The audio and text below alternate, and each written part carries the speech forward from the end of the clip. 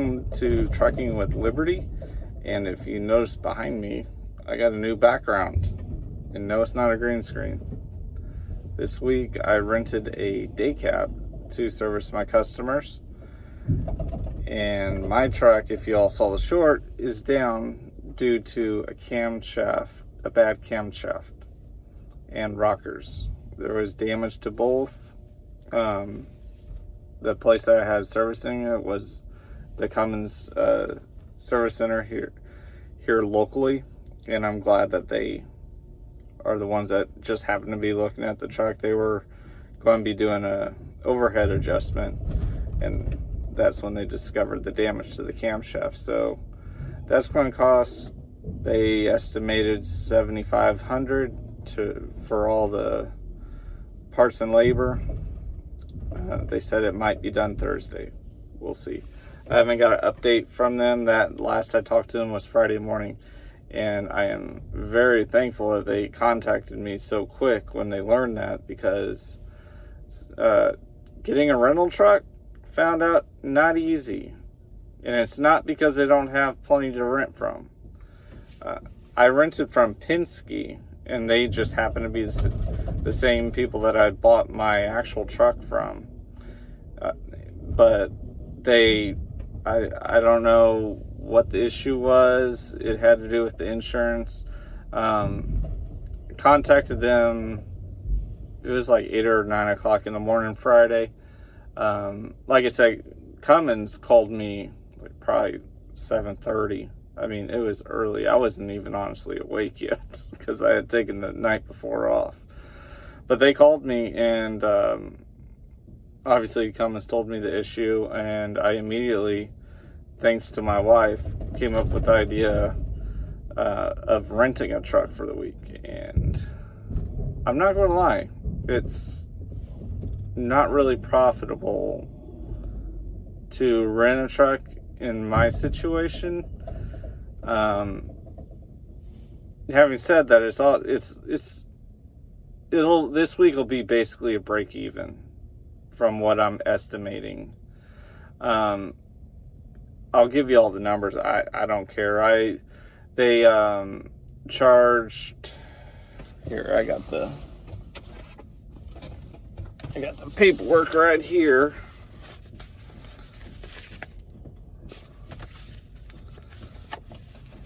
So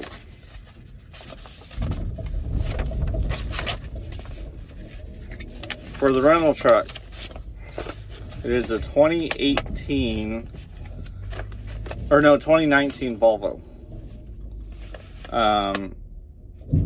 They charged, where is it on here?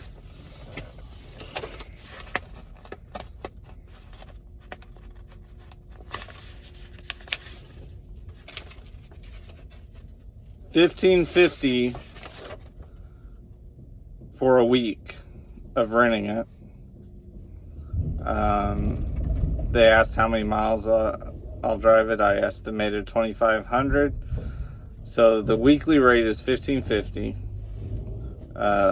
The mileage rate is 29 cents a mile. That comes to $23.25 for the rental charges, and then there's like a $50, like two $25 fees, environmental fee, licensing fee, and then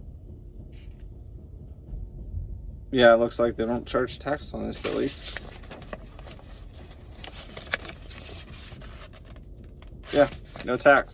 So $2,325 to rent this truck for a week. As far as the truck goes, I mean, it's got neat little features, I guess. Here, like this, it's got a home screen on the dashboard. When I was at FedEx Freight, we had something similar. I've never seen it in Volvo. We only had a few Volvos at FedEx. So this is kind of new. It's kind of cool how it shows the fuel economy, but I cannot get the fuel economy at all in this thing. I mean, there's like a huge gap between the back of the truck and the front of the trailer, which maybe I'm just spoiled with how my truck is set up because it has the fairings. But there's a tiny gap on my truck, and it's like a huge gap on this truck. And I think that has a lot to do with the fuel economy being so horrible. I only got like 9.1 miles per gallon bobtailed. And I mean, my truck, if I do 55, I get 10 plus miles per gallon loaded. Like, how in the world is this truck only getting 9 bobtailed? I mean, and that was me doing, I think I might have done 60. I was not going faster than that. I don't know. Not really impressed with this truck. I mean, it runs good. It doesn't really have a whole lot of power. It's got the Volvo engine in it. I think it was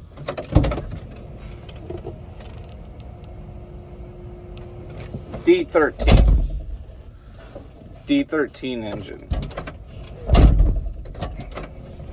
And if I can get the door to shut. So yeah, I mean, I'm thankful I have it, and the big reason I got it, you might be already questioning, was because I don't want to lose this customer. And yes, it's not a dedicated customer or anything, like, or direct, I mean. But it's as direct as I could get right now with my resources. It's direct through a broker. Like, I've been doing this since late February. Last Friday, the broker, and it was the first day since February I took a day off, and it was because I had my truck was going in to have the overhead adjusted. And that should only take in a day. So I'm like, well, I'll just take a day off. That shouldn't be too bad.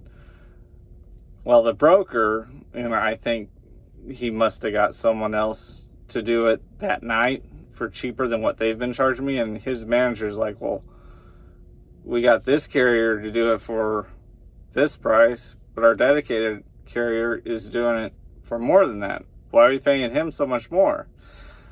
So I had to explain to him, give him my side, why I feel I should charge what I am charging. And I sent a very worded email with other loads that if I did not have this run, I would have taken. All the loads showed that they would pay more than what this pays. I don't know. If I lose this, I lose it. It's business. I mean, I like this run, but at the same time, I'm not going to make a business decision on how much I like something, if that makes sense. The only way I see this carrier succeeding is if I make smart business decisions. So what I like about this run is I'm home every day. That's not a business reason to keep a run, though. If I have to go out and go on longer runs and be away from home for days at a time, I'll do that. But I don't know. We'll have to see where it goes. But getting back to why I decided to rent a truck, my wife came up with the idea, and I thought it was a really good idea. Her stance was, well, you don't want to lose this run. And I think that's actually a really good reason. Because if I am asking, and I'm not even asking for more, but the way the broker sees it, I'm charging more than what I should be because all the freight rates have went down. I'm charging the same rate that I started charging them back in February, and one of the things I told them was part of the reason I shot low in February was because I wanted you all to see that I was a reliable carrier. Before February, I had never even heard of this broker, and I wanted to develop that relationship. So the broker agent, he's wanting to keep me for sure. The shipper's wanting to keep me. I haven't even told the shipper yet that they're thinking about switching carriers. if worse comes to worse, if they do switch carriers, he'll be the first one to reach out to the broker, because he says that I'm by far the best carrier that he's ever had come here, other than their dedicated carriers that, and they're big, like Penske and CEVA. I don't know, they're big carriers, but as far as like smaller carriers that just pick up the brokered loads, yeah, I'm the best he's ever had come here. So he's wanting to keep me, but I don't know. We'll see what happens. I just try to leave, and I'm not trying to get religious on you guys. This is just my viewpoint, but I leave it all up to God. Whichever direction he leads, that's where I'll go. But as far as this week, it's Tuesday morning, Monday night, it's overnight. It's going good so far. Haven't had any issues. Just trucking along this same boring dedicated run every single night. Hopefully my truck gets done sooner rather than later, because I would like to return this truck. As I already said, I'm going to make a separate video about it, but like, I'm getting 7 miles per gallon. Granted, I have to adjust my driving because of this truck. My truck, I can do 55 and not have to downshift at all. Like, I'm able to pull, like, the route I have, it does not have that many hills.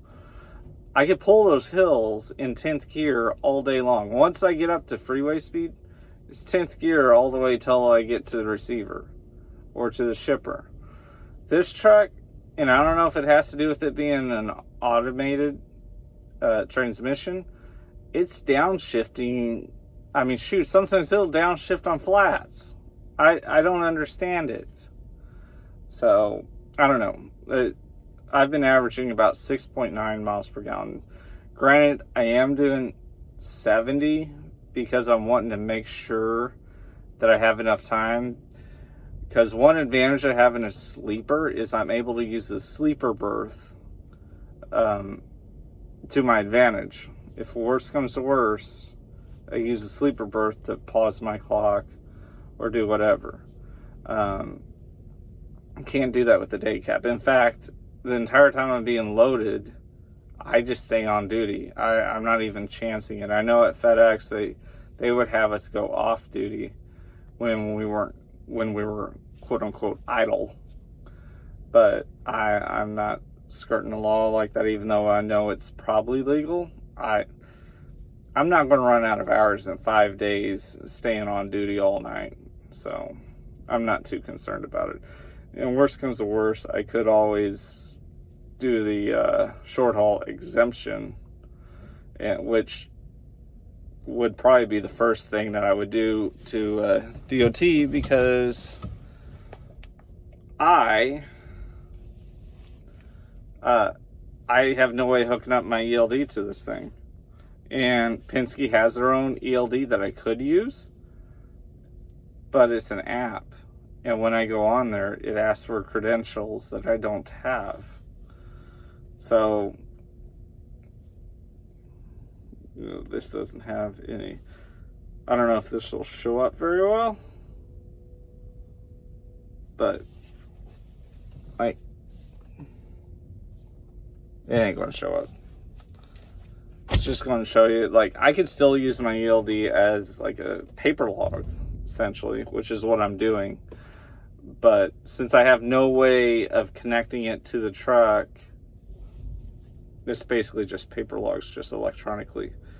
I have to do everything manually on it, which to me is not a huge deal. At least it tracks it somehow. If I do get pulled into a scale house and they want to see my logbook, I'm going to tell them I'm exempt, and if they argue it or something, then I'll show them the logbook. So, it's legal.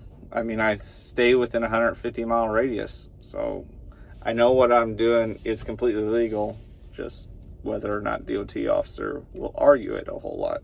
I prefer to have the dang thing hooked up, and I had it set up to be able to do that whenever I rented it on Friday. But Friday, they told me I was going to be running a Freightliner, a 2024 Freightliner. I was super excited about it because it was going to be the first time I ever drove a Detroit engine, other than back whenever I was real new. And I was just wanting to see what the Detroit engine was like. But they didn't hold the truck.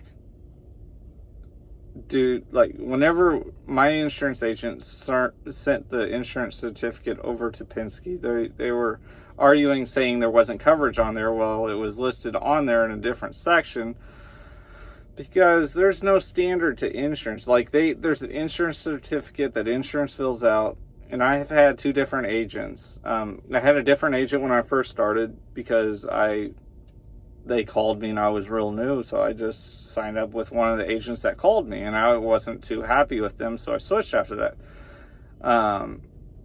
Well, the first agent's certificate, and I got the same exact coverage both years. The first certificate looks wildly different than the second one, but the coverage is identical. It's just they listed in separate parts of the certificate.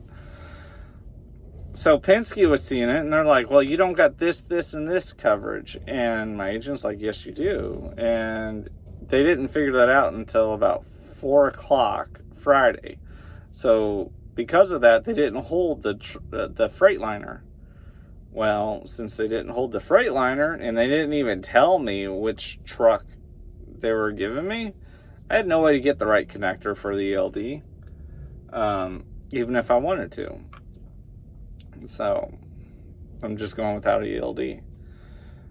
Well, I mean, without a functioning ELD, basically paper lugs. But like I said, I should be fine. I fall within the 150-mile radius. I doubt a DOT officer is really going to throw that big of a fit. And in all honesty, the scales are always closed when I go by because they're all overnight. But I think I'm going to end it here. I will be coming out with another video about the fuel economy, though, because I'll just leave it at that. I'll be coming out with another video here shortly with this fuel economy for this new truck, comparing it to my truck and the rental truck. But if y'all like this, like, comment, subscribe, and hopefully my next video after the fuel economy is me getting my truck back, because I miss that thing. This day cab, I miss being able to take a nap. I mean, I know my run's local, but geez, I don't know if I'll ever get a day cab now. I used to think if I had a direct customer, I'd get a day cab, but like a local one, but I don't know. A sleeper is so much nicer. There's so much more flexibility with the sleeper. Like, it takes an hour and a half to get loaded at both of my stops. So that's 3 hours in the truck where I'm just doing nothing when I could be taking a nap. But anyways, I want to end it. And I'll see y'all in the next video.